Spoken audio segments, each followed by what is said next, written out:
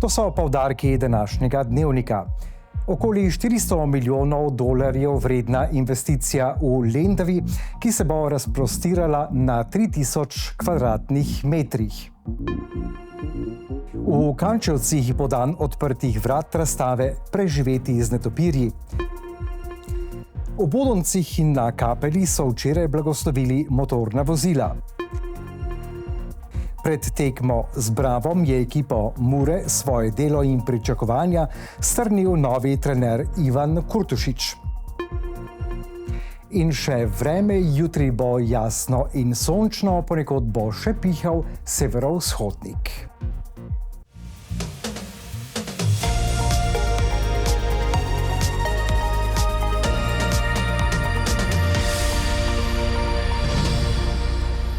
Cenjene gledalke, spoštovani gledalci, lepo pozdravljeni v današnjem Pomorskem dnevniku.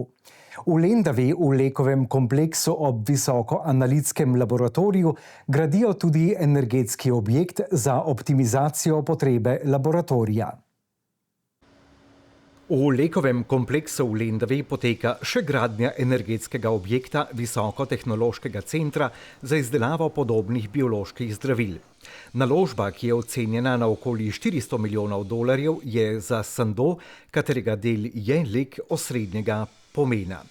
Objekt bo namenjen zagotavljanju energije za potrebe Lekove dejavnosti v Lendavi. Torej, danes v Lendavi lahko vidite tudi gradbišče podobnih bioloških zdravil. In sicer sama energetska stavba in proizvodna stavba, v kateri bosta dve liniji namenjeni proizvodnji podobnih bioloških zdravil. Investicija Sandoza v Slovenijo je vredna več kot $400 milijonov, prinesla bo pa regiji več kot potrebnih 300 delovnih mest. Gre za največje gradbišče v Sloveniji, ki je oddaleč vidno. Objekt bo zajel površino več kot 3000 kvadratnih metrov in bo namenjen optimizaciji proizvodnje elektrike, pare, komprimiranega zraka in hladu. In še ena zanimivost, ki si jo z veseljem ogledajo vsi v okolici in tudi z bližnjih gričev in avtoceste, je še Žerjavov, kar dejansko predstavlja eno največjih gradbišč v Sloveniji. Gradnja poteka v skladu s časovnico in vsemi varnostnimi pravili. Gradnja kompleksa, pri kateri načrtujejo 300 novih zaposlitev, naj bi bila zaključena in namenu predana konec prihodnjega leta. Gradnja je načrtovana oziroma zaključek samih gradbenih del za konec leta 2026. Visokotehnološki center za biofarmacevtsko proizvodnjo v Lendavi je strateškega pomena za Sandoz, ki želi postati vodilno farmacevtsko podjetje v svetu za podobna biološka zdravila. 3. maja bo v Kančevcih blizu Doma duhovnosti znova dan odprtih vrat razstave Preživeti z netopirji. Zato je z nami Gregor Domanjko, naravovarstveni svetnik iz Javnega zavoda Krajinski park Goričko. Dober dan. Dober dan. Vi ste tudi avtor oziroma eden izmed avtorjev, ki se je spomnil, da bi razstava netopirjev bila nekaj zelo dobrodošlega na slovenskih tleh, je pa tudi edina tovrstna pri nas. Tako je, edina takšna stalna razstava, so obstajale že tudi začasne razstave. Naša je od leta 2019 z namenom, namreč gre za stavbo, v kateri je edina znano kotišče malega podkovnjaka, en izmed vrst, ki jih lahko srečamo na Goričkem. In smiselno je bilo, da pripravimo razstavo, ker že imamo netopirje in jih lahko tudi opazujemo. Netopirji so dolgo časa veljali za živali, ki smo jih več ali manj videli v filmah z recimo grozljivkah in drugih zadevah. Pravzaprav se o njih ni veliko govorilo, bolj kot o nadležnih živalih smo govorili o njih. Ja, dejansko je naš namen vzpostavitve razstave bil tudi ta, namreč da ovržemo določene mite, ki veljajo ali pa krožijo v splošni javnosti, namreč o tem, da netopirji pijejo kri ali se zaletavajo v lase ali napadajo ljudi, to v bistvu sploh ne drži in vse to lahko v bistvu tudi v tej razstavi pojasnimo. Razstava je v pogled v življenje netopirjev. Netopirji so nočne ptice, vsaj tako smo bili naučeni.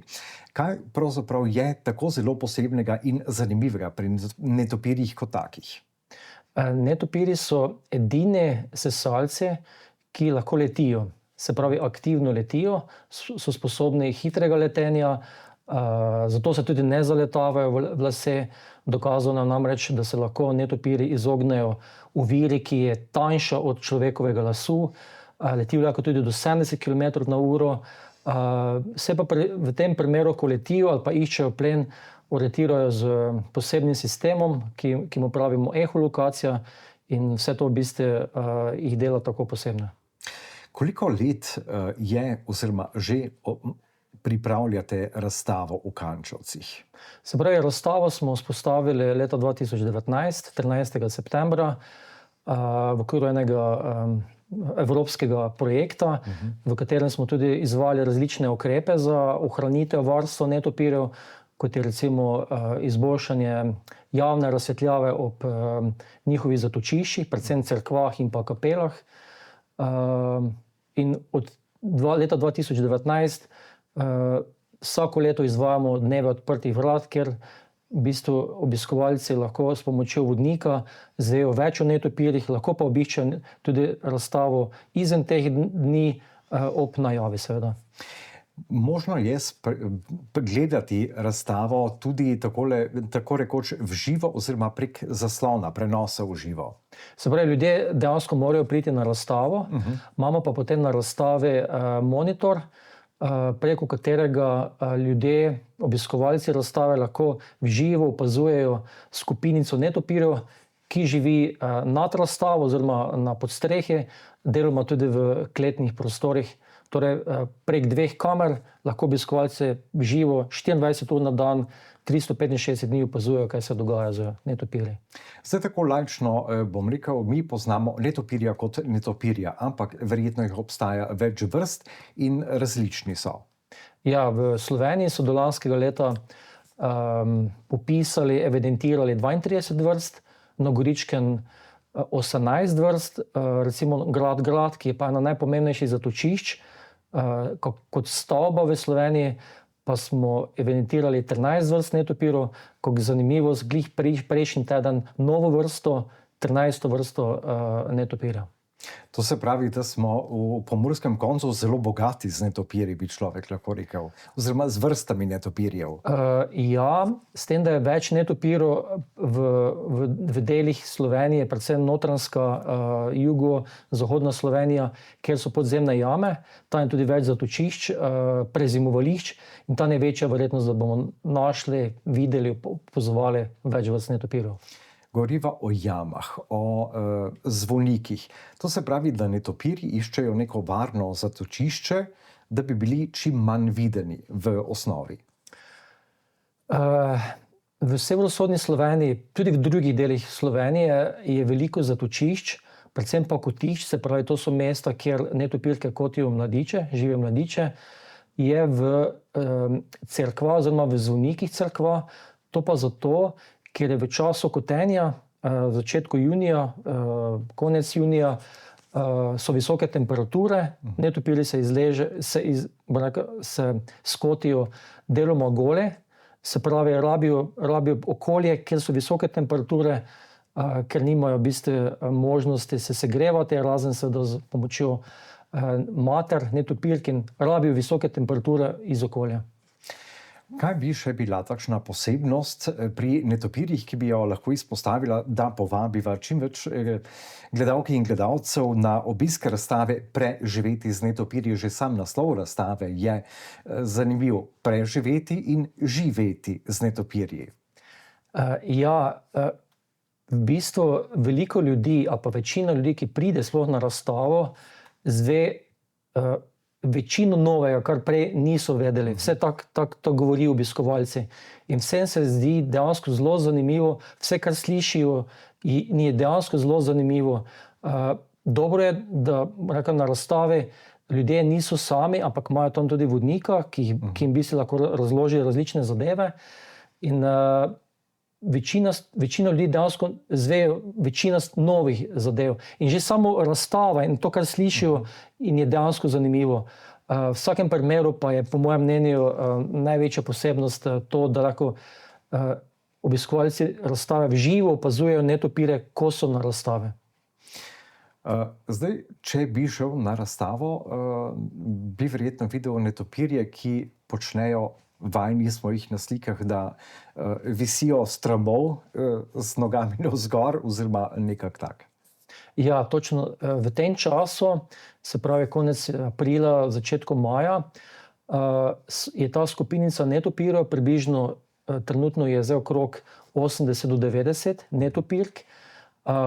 So, bom rekel, v takšnem manjšem prostoru, v nekdani prekajevalnici šunke, pod stropom, pod strehe. Načeloma še zdaj malo zebe, vseeno so še nizke temperature, ampak se že pripravljajo na kotenje.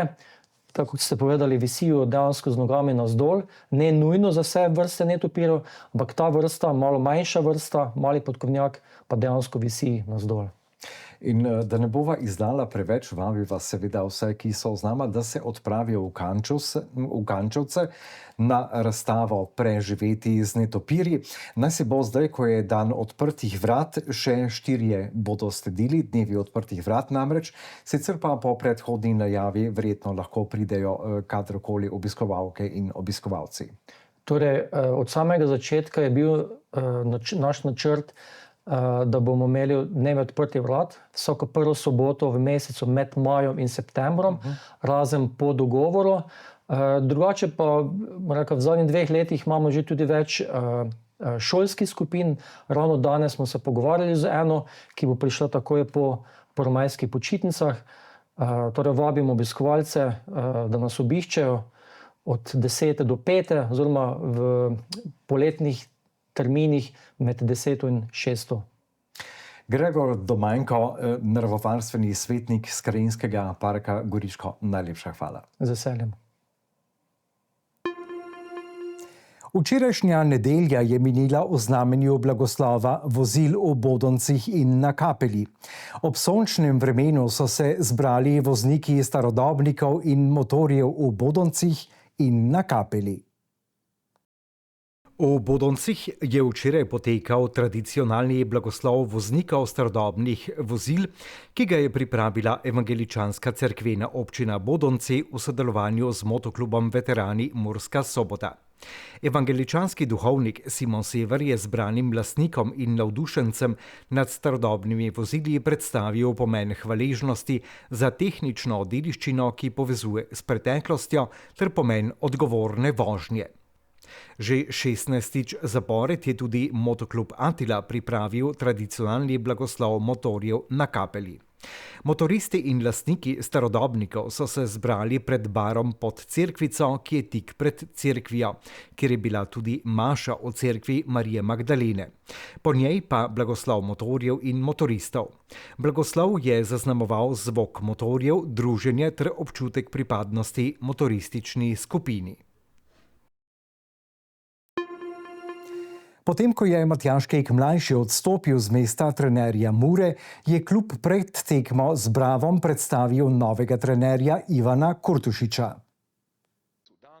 Zadnjih 5 tekem v aktualni sezoni bo po odstopu Matjaža Keka mlajšega na Murini trenerski klopi sedel Ivan Kurtušič, ki je po aktivni karieri šel v trenerske vode. Najprej v Hongkongu, na Hrvaškem, v Srbiji in Kirgizistanu. Kurtušič je bil v stikih z Muro že pred dobrim letom. Mura je po njegovem mnenju velik in odlično organiziran klub s čudovitimi navijači. Kurtušič je po 2 dneh v Murski Soboti ocenil odziv ekipe na njegove zahteve. Pa za sad je sve u redu, naravno svaka promjena je nešto novo za igrače i za slačionicu, ali mogu stvarno da budem zadovoljan, onako momci su prihvatili sve što se od njih traži, rade maksimalno profesionalno, svi imamo isti cilj da se spremimo što bolje za ovu utakmicu koja nas čeka protiv Brava, tako da je jednostavno profesionalci su maksimalni i sve pohvale. Eno izmed vprašanj, ki navijače in gledalce Murinih tekem najbolj zanima, je kakšna je nogometna filozofija Kurtušiča in kakšen nogomet zagovarja. A ja volim da igram taj ofanzivni futbol, da kažemo modern futbol, sa dosta presinga, dosta tranzicije, dosta tih nekih stvari, što je u ostalom i čini sad neki taj, da kažemo, top level futbola i modern futbol. Pitanje je koliko to može brzo da se sprovede u delo. Za sad mislim da je najbitnije da mi neke osnove uhvatimo što se tiče zahteva novog trenera i ono što je za nas najbitnije da na utakmici pokažemo jedan karakter, jedan stav i da izađemo iz ove krize na najbolji mogući način, a to je jedan dobar rezultat koji nam je stvarno preko potreban.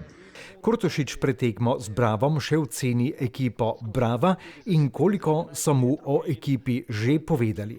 Da, naravno imamo sve što je potrebno, to je sad ovo moderno vreme gde vi vrlo lako skautirate protivnika kao i oni nas, nema tu više tajni u fudbalu, tako da Bravo je jedna odlična ekipa, jedna jako disciplinovana ekipa koja ima jako potentan napad, jako brz napad, tako da sigurno neće biti laka utakmica.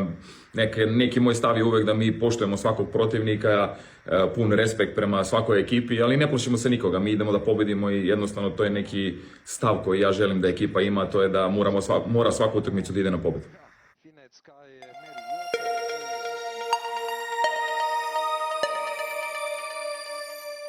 Poglejmo še napoved vremenoslovcev.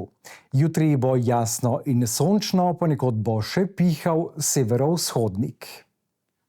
Današnje jutro je bilo jasno in sončno. Opoldne so namerili v Murski Soboti, Radencih in v Lendavi 19, v Krajinskem parku Goričko pa 18 stopinj Celzija. Jutri bo precej jasno, ponekod bo še pihal šibak veter vzhodnih smeri. Najnižje jutranje temperature bodo od 5 do 10, najvišje dnevne od 22 do 26 stopinj Celzija. Najnižje jutranje temperature v severovzhodni Sloveniji bodo v Murski Soboti, Mariboru in na Ptuju 9, najvišje dnevne med 20 in 21 stopinj. V sredo in četrtek se bo nadaljevalo pretežno jasno vreme, iz dneva v dan bo topleje. Temperature se bodo v naslednjih dneh zjutraj gibale med 9 in 15, čez dan pa med 18 in 27 stopinj Celzija. To je bilo za danes vse, kar smo vam pripravili v naši osrednji informativni oddaji. Hvala za vašo pozornost in nasvidenje spet jutri.